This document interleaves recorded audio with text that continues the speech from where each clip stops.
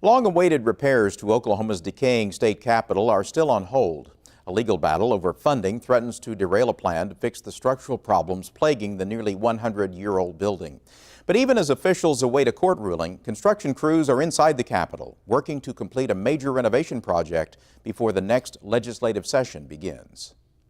On the 5th floor of the Capitol, several offices lay empty, stripped down to bare walls.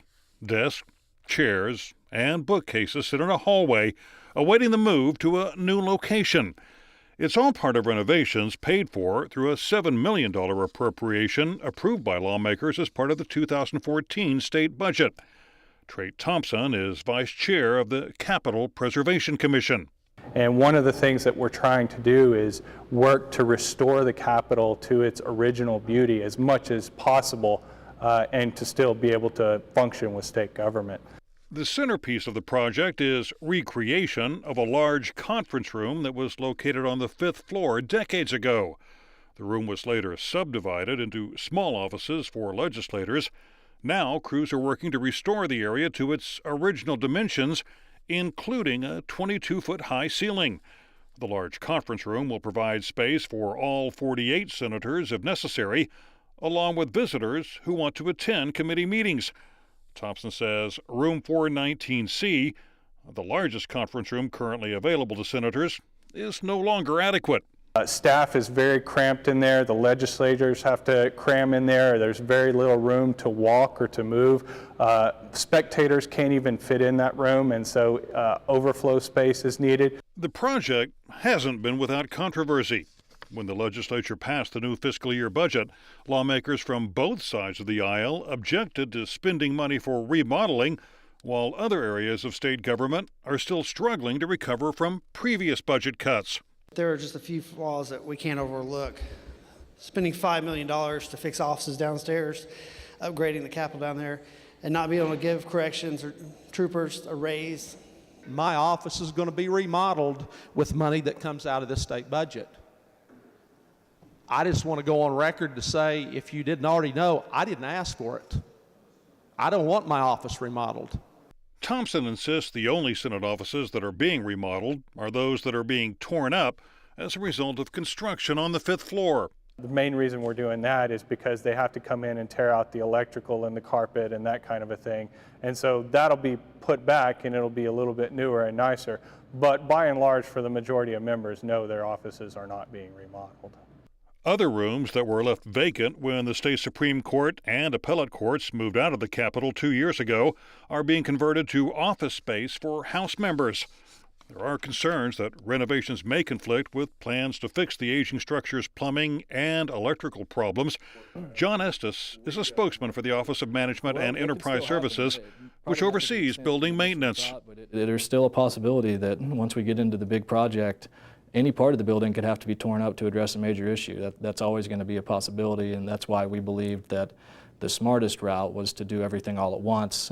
They felt like there were some immediate needs they had to take care of immediately, and we're working with them on those needs to make sure that we can link those up with the bigger project. Katie Byers with the firm MA Plus Architecture, which is handling the renovations, says they've worked carefully to minimize any conflicts. But Byers admits there's a chance some work might have to be redone once major repairs begin. There are things hidden in the Capitol all over the place that we found. We take a wall out and we discover piping that was never seen before and wasn't on any kind of old plans. So it's possible that something like that could come up, but we are taking every step and every precaution we can to make sure that that doesn't happen. Of greater concern is a legal challenge to the law which diverts $120 million in state revenue to fund major repairs to the Capitol. The law calls for $60 million to be used during the current fiscal year, but Estes says they haven't allocated any of those funds yet. We are going to wait until the court challenge is resolved, until we take a significant amount of those monies and put them into the fund. We just feel like that's the prudent thing to do at this point. Estes believes the state Supreme Court will issue a ruling on the legal challenge in the near future, but concedes they can't wait much longer to begin repairs. We do have some real concerns. If we can't get at least some of these portions of the project moving in the next few months, our agency would recommend that we look at some emergency mechanisms to address some of the safety hazards and the environmental concerns that we have throughout the building. We have areas that are covered so that you aren't hit by a piece of falling rock.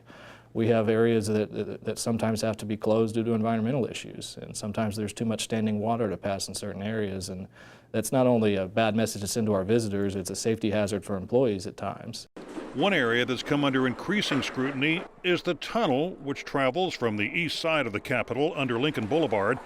Recent rains have underscored the problems the tunnel has with leakage. A lot of the joints that support the tunnel have failed, and water comes in from the ground almost any time it rains. And if it rains a lot, we get a lot of water standing in the tunnel. We have permanent pump systems that can pump a lot of that out, but oftentimes if it rains extensively, those pumps can't keep up. Standing water has forced officials to shut the tunnel down on occasion. Fixing the problem won't be easy. Capitol architect Dwayne Mass says digging up the tunnel to waterproof it isn't practical. There are some products that can be injected into the walls of the tunnel to minimize leakage, but a comprehensive fix could be very expensive. It would be millions and millions to dig that up, reroute Lincoln, the inconvenience to Lincoln, the Capitol traffic. That's something that would take a couple of years of planning. The tunnel is expected to be very low on the list of priorities once repairs do begin on the Capitol, but Mass says they can't ignore it forever. Unless something is done, the tunnel's structural integrity could eventually be compromised, creating more problems for Oklahoma's crumbling capital.